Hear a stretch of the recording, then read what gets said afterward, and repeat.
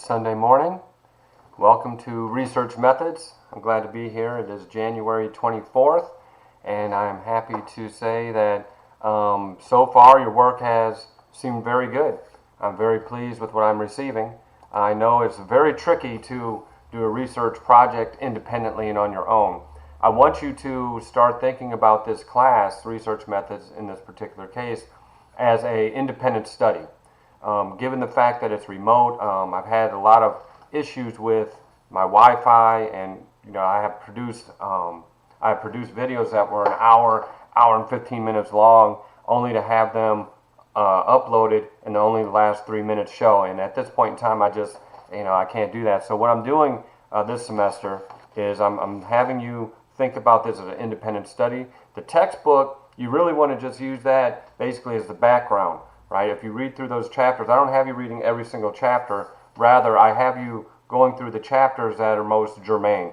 And really, what we're doing here is we're creating the ability to use questions to guide your thinking in terms of research. You're actually producing knowledge rather than consuming it. And that's a whole different orientation to the way in which we typically look at the world in which we live in. So, as producers of knowledge, we have to become very, very strong in understanding the relationship between variables, right? And the most important variables that you have in a research project, they're really simple. It's nothing complicated. I think we make everything in this world way too complicated when in fact it should be pretty easy. Basically, there's two variables, maybe three types of variables that you want. There is an independent variable that acts on its own, and it's causes, right? It causes something to happen. Then there's a dependent variable. That is the outcome from the cause, right? So an independent variable causes an outcome to take place, and the dependent variable is that outcome. Now sometimes there's a variable that's in between that's called an intervening variable. For example, we might say that, economic inequality is related to rates of violent crime, right? So the independent variable would be economic inequality, right? Economic inequality may in fact cause violent crime. So if we're interested in studying our studies on violent crime or homicide or whatever it may be, then the outcome, violent crime, is caused by economic inequality. But it could be that the economic inequality causes alienation, right? And it's the alienation that results in the violent crime. So you might have an intervening variable, something that is in between the other two. It might magnify the effect. So economic inequality could very well cause violent crime, but it could make it even worse by creating an alienated population who engage in violent crime. So you might have economic inequality, independent variable, the causal variable, right? And then you may have the outcome being violent crime. We could just say homicide, patterns of homicide, rates of homicide. And think in terms of rates, right? Don't think in terms of an individual case. Oh my God. If you think in terms of individual cases, someone getting killed or what have you, then you can't do research, because what we're really looking for are patterns of outcomes, not just individual cases. Because what happens is the media tends to blow up what are called celebrated cases. So you get a celebrated case, that becomes the center point of all of our opinions, and then we form common sense assumptions, and therefore we don't know anything. Right? Because we don't have the details, we don't have the patterns. All we have is a case that is being mediated by another source to tell us what to think. And research methods is really designed for you to learn how to think for yourself. Now, most research methods classes are going to have you create hypotheses. I'm not a hypothesis guy.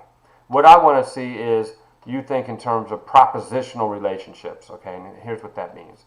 When we take the variable economic inequality is related to violent crime, the proposition is that this study is therefore designed to analyze the relationship between economic inequality and violent crime. Economic inequality and violent crime is the proposition, right?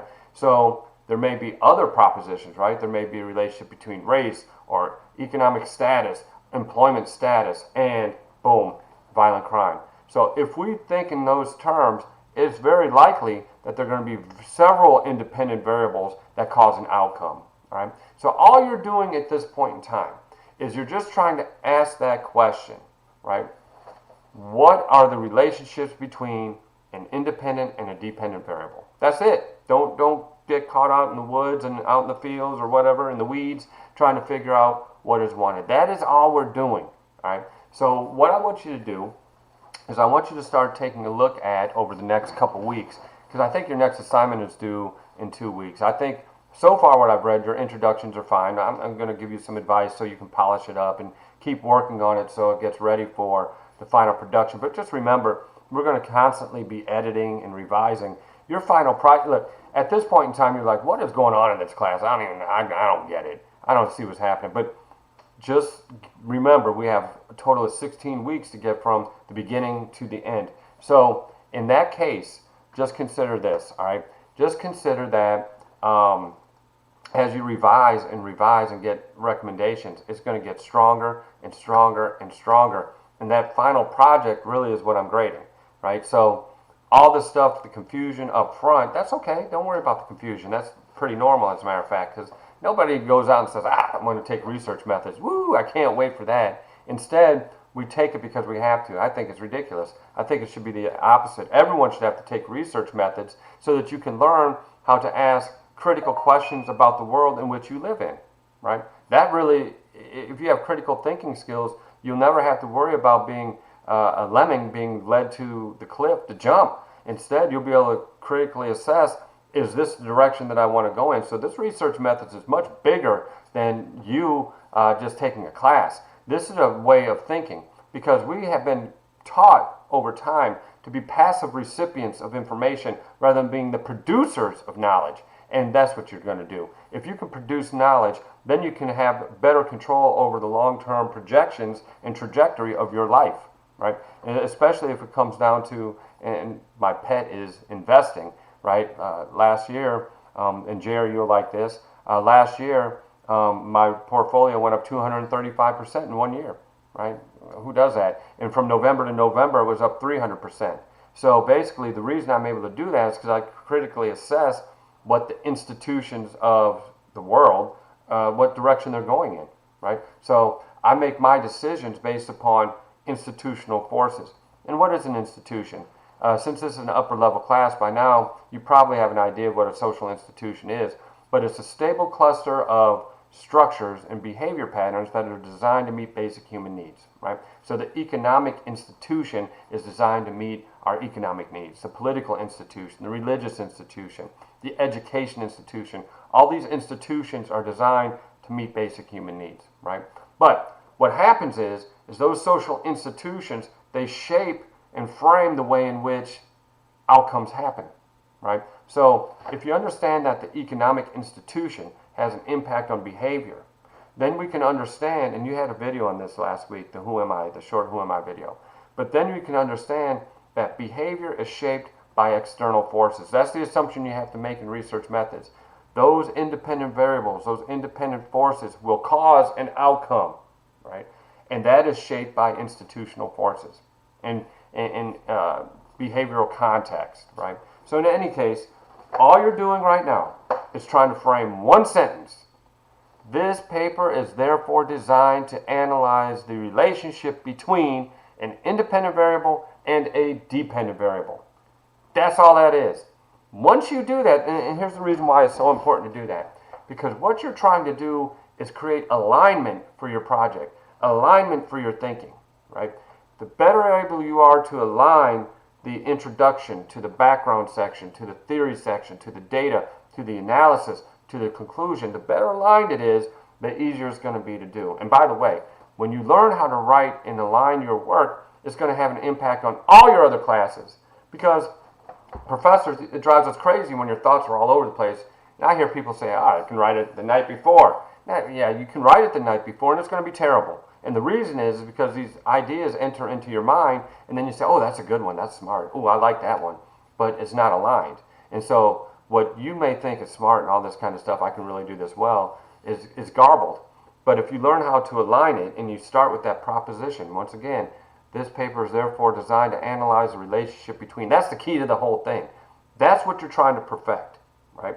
Once you have that, the rest of it's going to fall in place. Because if I'm talking about the relationship between the economic inequality and alienation on violent crime, then I know when I go to do my research, those are the three things I'm looking for: economic inequality, alienation, and violent crime. I don't have to look at everything in the world. That's where I'm going to focus my concentration on. So as you move into your background section, right, and I know it's doing 2 weeks, but it's a big section, background and literature review, it's the same. What you're going to do is you really want to take a look at, for example, if we're talking about violent crime again, some of the history of violent crime. That's the background. It's going to feed into, it's kind of like what's going on behind the curtain that we need to understand before you move into the analysis, right? In other words, if you're the attorney, you've already done the introduction. Here's what you're going to find, right? And then here's the background of the case. Here are the things that happen in this case. Here are the things that happen in this research, right? So you do history. Now, at this point, you might talk about some important cases, but you don't want to go crazy on important cases, because I don't want you thinking in terms of one case. I want you to think in terms of patterns, right? But it may be germane in terms of doing the background. For example, my senior thesis in college at Denison, I wrote the institutionalization of urban basketball, playground basketball, and cocaine addiction in the NBA. That was my senior thesis way back in 1988. And I had a section at that point in time in 1980, 1986, I think it was 86. Len Bias, the #2 draft pick in the NBA draft, who, by the way, was every bit as good as Michael Jordan. If you were alive back then, you would know that Len Bias was a phenom, but he died of a cocaine overdose 2 days after he had been drafted #2 by the Boston Celtics. Well, the reason that was so important, because that was in the heyday of the cocaine cowboys. You had crack coming, you had all these confluences of drugs at that point in time, and it led to his death, right? So there's all this attention on drugs. So when I wrote that particular research paper, I knew that I had to talk about the Len Bias case, because it brought together all of our fears, all of the forces of drug addiction and overdose and all that in one place, and it gave me a place to jump into cocaine addiction in the NBA, because it was germane to that particular situation. So if you're going to use a case, make sure it pulls together everything that leads to your analysis, which of course you don't know it's going to do that yet, but at this point in time, you're just looking at what are these background forces, what's the history behind them, are there important cases? And one of the things you want to take a look at probably are the trends. What are the trends in violence? Is it going up? Is it going down? Is it shifting? What kind of trends are things that you want to look at in the background? All right. Now, another thing that I want you to start doing, and this is absolutely important, is I want you to start looking up some theories. I'm going to type them out here. I want you to look up functionalism, right? Do it independently. I want you to look up conflict theory. Do it independently. I mean, just Google it. I mean, it's not that hard to get on Wikipedia. I know Wikipedia has a bad rap, and it is not totally accurate all the time, but it's a great thumbnail to start, all right? So go ahead and start there. Symbolic Interactionism. Look these up, right? Interactionism. Then look up theories such as anomie theory. I'm not going to tell you what it is right now, but you can look it up. Anomie theory, also called structural strain. Look that up on your own independently. Social disorganization theory.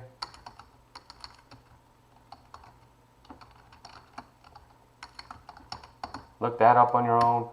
Social control theory. Look it up. Because one of these theories is probably going to be appropriate for your research later. Labeling theory. And it's going to help guide you in rewriting your introduction. Labeling. Here's one of my favorites. Phenomenology. I love that one. Man, that's good. But it's complicated, but it's a good one. It's fantastic, as a matter of fact. Then there's, I like this one too. It's called ethnomethodology, right? These are just some places to start looking. You might want to take a look at routine activity theory, right? That's another good one.